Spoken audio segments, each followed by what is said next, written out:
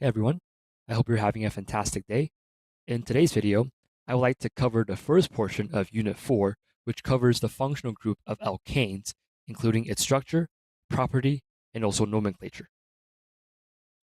To briefly summarize, this video's main objective is to help understand alkanes through its structure and bonding, recognize and draw out different constitutional isomers of various alkanes, recognize factors affecting alkane stability, and also applying IUPAC naming rules to correctly name and draw out different alkanes.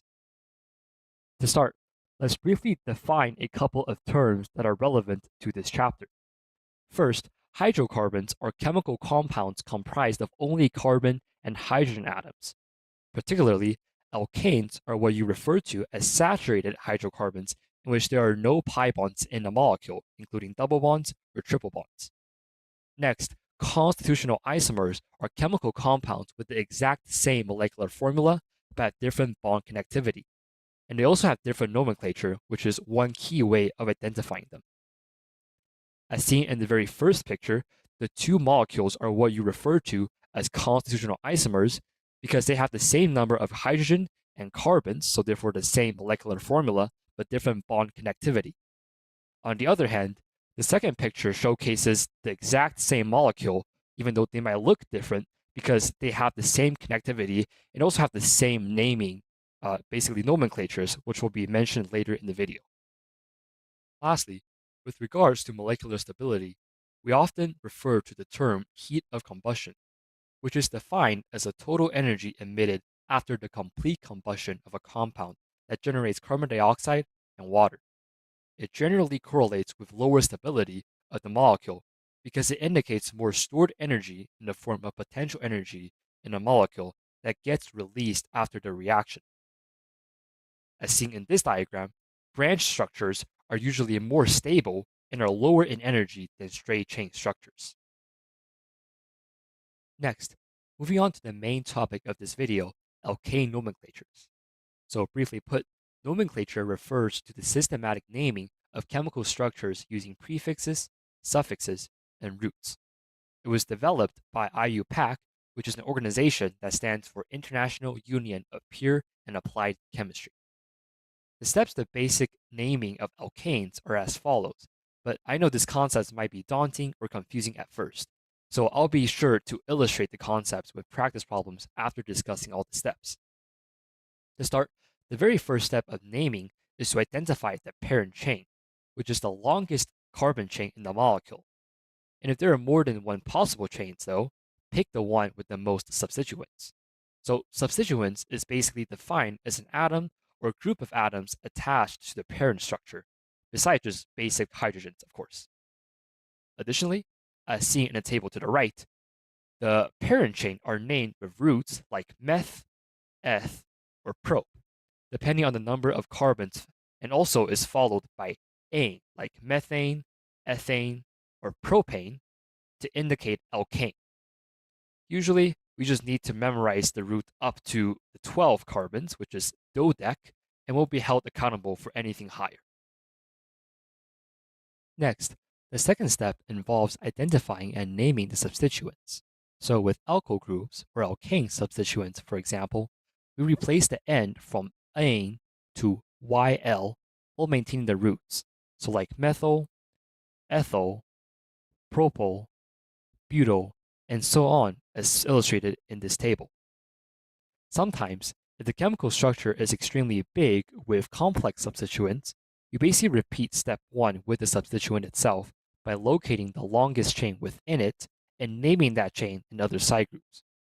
I know this may be confusing, so I'll illustrate the situation with an example later in this video. Another common substituent you may see at first with basic naming includes halogens, which just requires an O at the end, so like bromo, chloro, or iodo, for instance. Lastly, there are 4 alkyl groups with common names that IUPAC accept for simplicity that you must know. These are isopropyl, isobutyl, secbutyl, and terbutyl. So regarding the isos, I like to remember isopropyl as a V shape, while isobutyl or as in Y shape. Additionally, secbutyl can be remembered by noting that the carbon on the substituent that is attached to the parent chain, so this carbon right here, is secondary in nature, meaning that it is bonded to two adjacent carbons here and here, while the attached carbon in the tert butyl is tertiary with the same logic, with this carbon 1, 2, 3 bonded to that carbon. It is also good to note that there are not hyphens for iso, but there are hyphens for sec and tert, so be sure to watch out for that when writing out the names. Continuing the naming procedure, step 3 involves numbering the parent chain so that substituents receive the lowest possible set of numbers.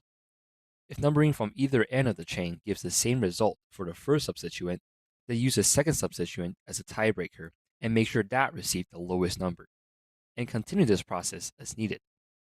If no tiebreaker exists, assign the lowest number to the substituent that comes first alphabetically, so for instance, bromo over chloro. Finally, assemble the full name by listing the substituents in alphabetic order with their corresponding numbers, followed by the parent chain. And be sure to include appropriate prefixes such as mono, di, tri, tetra, penta, and so on when multiple identical substituents are present. Another topic that's worth mentioning in this unit is a special case in alkane nomenclature involving bicyclic compounds, which are organic molecules containing two connected rings. These can be classified as fused, bridged, or spiral systems. In this video, we'll be focusing on the fused and bridged bicyclic compounds as shown in this diagram, as the spiral system follow a separate naming convention and are less commonly tested. So for fused and bridged bicyclic compounds, the parent name begins with bicyclo bracket x.y.z, where each letter represents a number. And these number reflects the number of carbon atoms in the three distinct pathways connecting the two bridgehead carbons. So the bridgehead carbons are the two carbons shared by both rings and are highlighted here in red. So 1, 2, and 1, 2. When assigning the number inside the brackets, list them in a descending order, excluding the bridgehead carbons themselves. This bracketed system then precedes the name of the corresponding alkane based on the total number of carbons in the whole ring. So for instance, in the first diagram, you can see that between the two bridgeheads in this pathway, you have 1, 2, 3 carbons. There's no carbons in between them here, and then there's 1, 2, 3, 4 carbons in the right. So this one would be named bicyclo 4.3.0. On the other hand, with the bridged bicyclic compound in this example, you will have 1, 2 carbon connecting this pathway between the bridgehead carbons. Also 1, 2 between this pathway, and only 1 carbon here in this pathway. So this one will be named bicyclo 2.2.1.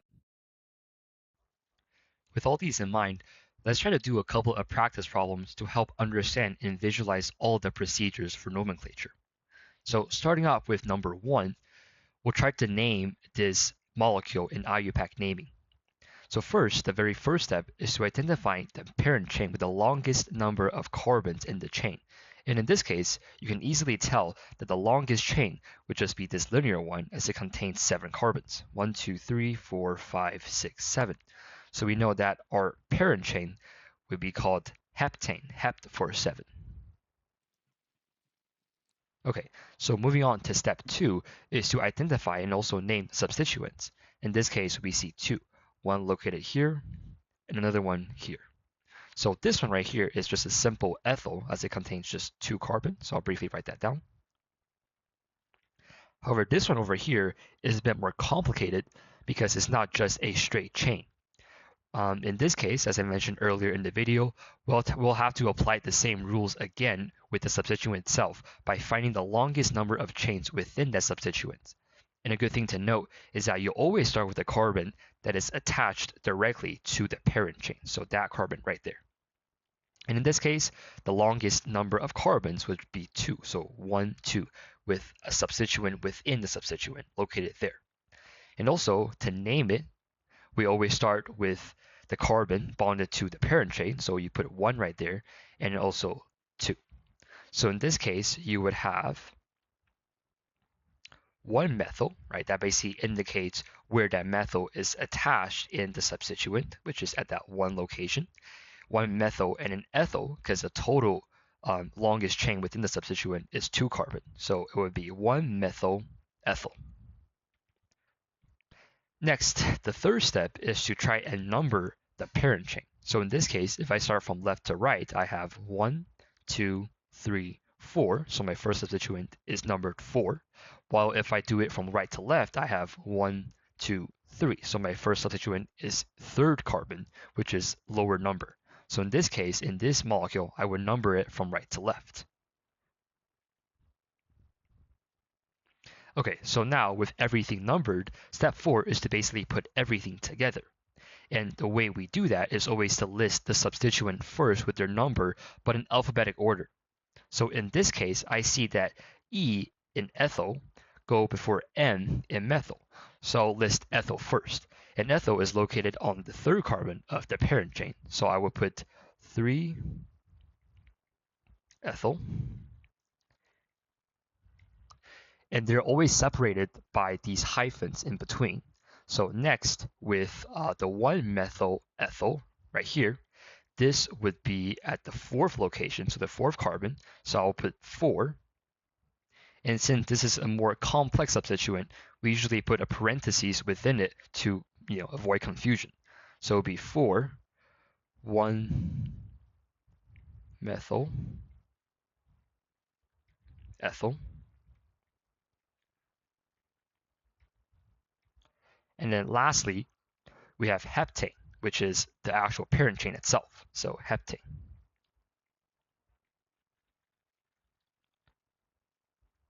Now, you might notice that this complex substituent is actually known by its common name. As you can see that this V shape right here indicate that instead of writing all of this, you can basically instead write isopropyl, which will make things a bit easier. Similarly, E still goes before I, so I'll just rewrite everything, but instead of that long 1-methyl ethyl, I can replace that with isopropyl. So it would be 3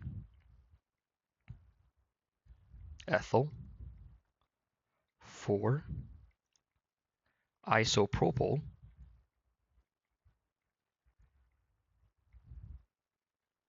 heptane. And these will both be correct answers. Next, let's try to work backward to generate a molecular structure from its IUPAC naming.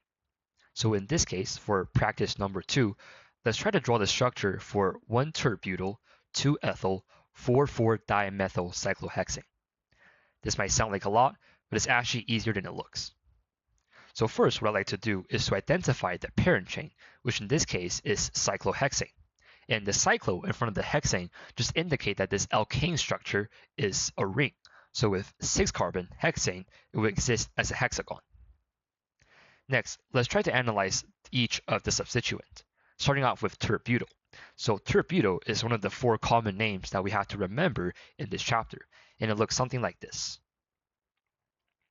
where the carbon that's attached to the parent chain has 1, 2, 3 carbon attached to it, thereby tertiary and tert-butyl. 2-ethyl is just a simple ethyl with 2 carbons, so 1, 2, and this is the point of attachment. Lastly, with dimethyl, and it's 4,4-dimethyl, the di in front basically indicates that there are 2 methyls attached to that 4th position. So if this was the point of attachment, I would have 1, 2. So let's try to draw the structure. First, with cyclohexane, as I mentioned earlier, it would just exist as a hexagon ring with 6 carbons. And in this case, since we're drawing the structure from the name and not the other way around, we can basically assign the numbers however we like. So just for simplicity's sake, I will have a 1 right here and go clockwise. Okay, so now moving on to the actual substituents. So at the first location, number 1, I will have tert-butyl, which would look something like this. And at the second location, I will have ethyl, so 1, 2. And at the fourth location, I will have dimethyl, so 2 methyl together, which looks like this. So if I try to redraw this structure without the numbers, this would be my final result. And that is a structure for 1-terbutyl 2-ethyl 4,4-dimethyl cyclohexane. Lastly, let's briefly practice the nomenclature for bicyclic compounds, which involves slightly different rules, especially when numbering the carbons. So the very first step is to identify the bridgehead carbon, which are the two carbons where the ring fuses, and can be seen here and also here. Next is to count the number of carbons of the 3 different pathways that can connect these two bridgeheads. And in this case, I'll be utilizing different colors to pinpoint the different pathways. Starting with the pathway on the left, we see that there are 2 carbons. The middle pathway only involves 1 carbon. And the right pathway has 1, 2, 3, so 3 carbons. Now, excluding the substituent itself, we can see that the total number of carbons on this parent chain is 8 carbon. So for the parent chain, it will end in octane for 8 carbons.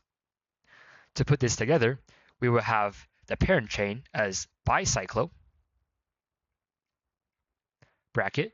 Since we have 2, 1, 3 carbons, we want this in a descending order. So that would be 3, 2, 1, octane. Now, focusing on the substituents, we can see that there are 2 methyl groups. So this would be known as dimethyl.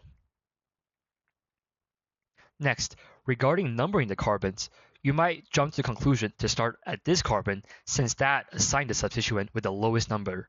But that's not the case for actually for bicyclic compound, because the rules state that the first carbon must start from one of the 2 bridgeheads.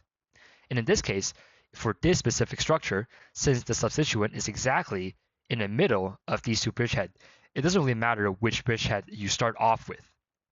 Additionally, another crucial rule to remember for numbering the carbons, as you can see here with actually writing the numbers, is that you must go from a descending order in which you start from the pathway that has the most number of carbons. So if I wanted to start with this bridgehead, for instance, as 1, I must go in this pathway in a counterclockwise fashion, since this is the one with the most number of carbons in between the bridgeheads. So 1, 2, 3, 4, 5. Then this pathway, since it has 2 carbons, 6, 7. And lastly, this pathway in the middle, since it only has 1 carbon.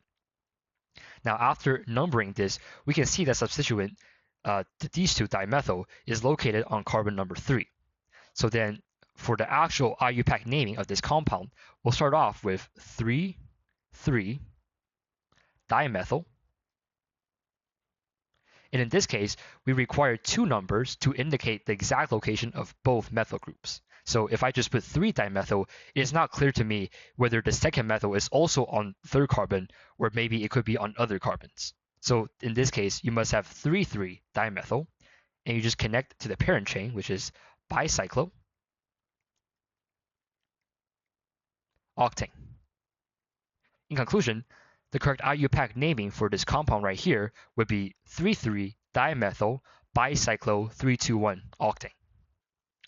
All in all, this concludes the first part for Unit 4 that discusses alkane and its nomenclature. In the second portion of Unit 4, I will briefly touch on cyclohexanes, its chair conformation, Newman projections, and also cis-trans isomerization. Thank you so much, and I hope you have a wonderful day.